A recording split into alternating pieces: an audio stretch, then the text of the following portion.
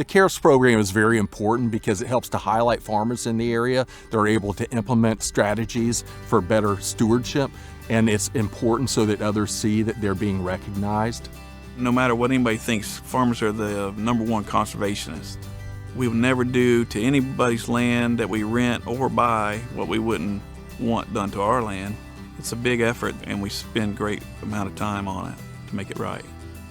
So I'm Matt Seay from Seay Farms here in Bunnell, John M. Seay Farms.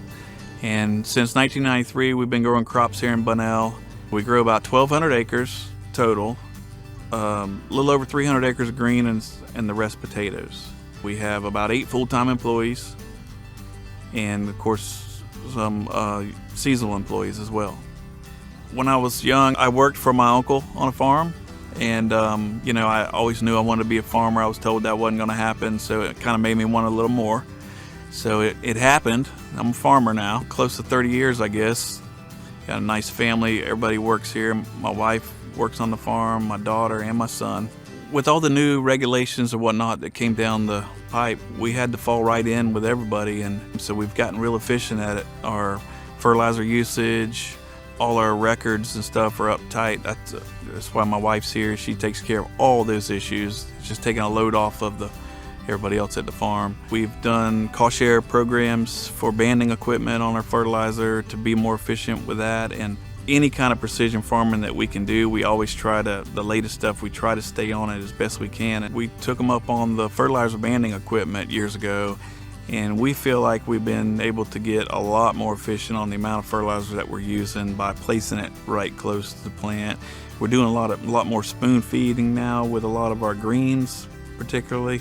And this GPS type equipment it's so precise that you're using, so there's no guesswork, and you still got to pay close attention to what you're doing, but there's really not a lot of guesswork in applicating, these products. It's important to implement these programs that we're doing with our nutrients and our pesticides, everything that we're doing for the future of the land, for the future of the state.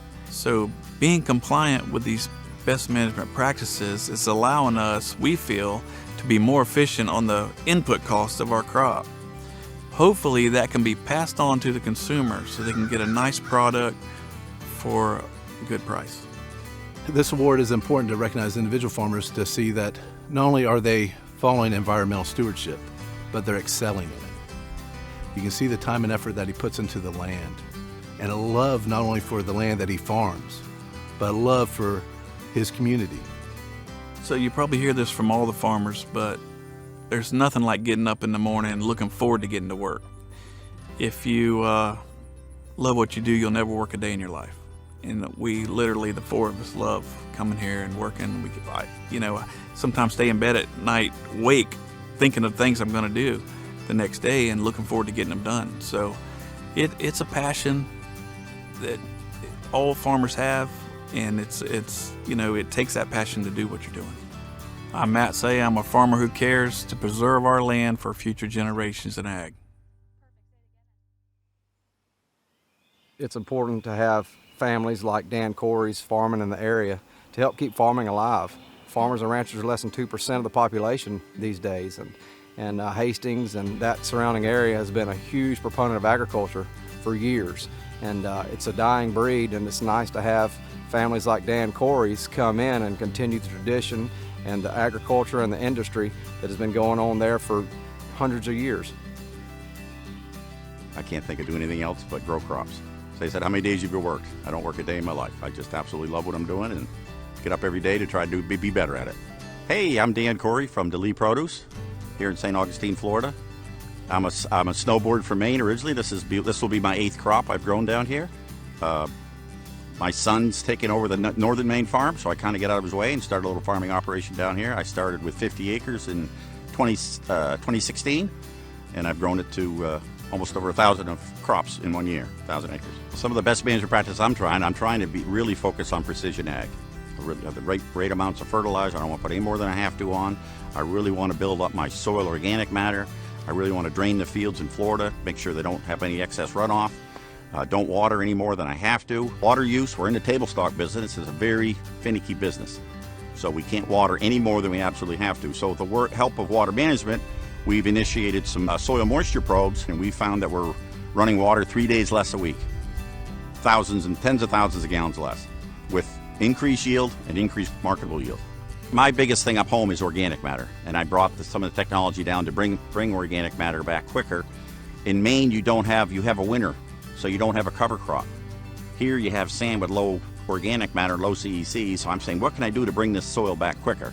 So I said, why can't I bring my hay machine down here and try it? So we tried it the first year. We was a little unsure how it was going to work with the quality of potatoes and whatever, but I said, gosh, it's hay. It's got to be good. So we've used it, implemented the ground. It's keeping the row up. It doesn't wash. It's keeping my nutrients where they need to be. And believe it or not, I think it's keeping the potatoes cooler in June. I feel the precision ag and these things are making me more profitable and more efficient. I think the price should be a little more reasonable for the end consumer and to be a safer product. I'm not putting any more pesticides on than I absolutely have to. The quality of my product, I'm not overwatering. I'm giving them a more favorable looking product to look at and eat and consume. It's a win-win for everybody. If I get a good quality product and the consumer receives a good quality product, I want the consumer to know that I care about the product they receive, that it's healthy, it's got good quality, the flavor's good, and it's safe. I'm pretty humbled with the honor to hear within my peers and people to notice what I'm doing, and I really wasn't doing it for fame. I was doing it because I think it needs to be done. So we spent a lot of money and time and effort to level the ground and implement a lot of the water management practices to make me a better farmer and more efficient farmer. But to be recognized by your peers, it's very humbling. What I'm most proud about my farm is I'm going to leave it better than the way I started when I came down here. That's what I'm proud of. He's going to be more productive and more environmentally sound. I'm a farmer who cares, who wants to leave my farm better than when I found it and leave it prosperous for generations to come.